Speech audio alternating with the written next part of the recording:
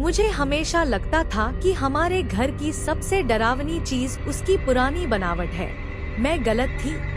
मेरा नाम लीना है। जब मैं 14 साल की थी, मेरे माता पिता स्कूल के बाद मुझे कुछ घंटों के लिए घर पर अकेला छोड़ने लगे। शुरू में मुझे सुकून मिलता था, शांति। फिर आवाजें आने लगी। पहले बहुत छोटी छोटी बातें थी। रसोई में खड़ी होती और ऊपर से किसी के चलने की आवाज आती। लकड़ी की हल्की चरमराहट, जैसे कोई अपना वजन बदल रहा हो।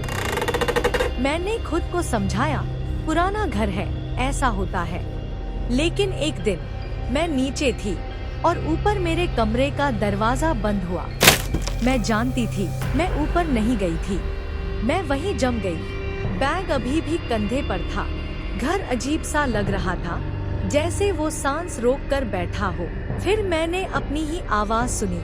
ऊपर से वो कुछ बोल नहीं रही थी, बस सांस ले रही थी, धीमी, सावधान, जैसे कोई मैं बनने की कोशिश कर रहा हो। मैं घर से बाहर भागी, पड़ोसी के घर के सामने तब तक बैठी रही जब तक मेरे माता पिता नहीं आए। उन्होंने हर कमरा, हर अलमारी, हर खिड़की देखी, कुछ नहीं मिला। उस रात मम्मी ने कहा, शायद मैंने कल्पना कर ली हो। तनाव, उम्र, डर। लेकिन मैं जानती थी मैंने क्या सुना था।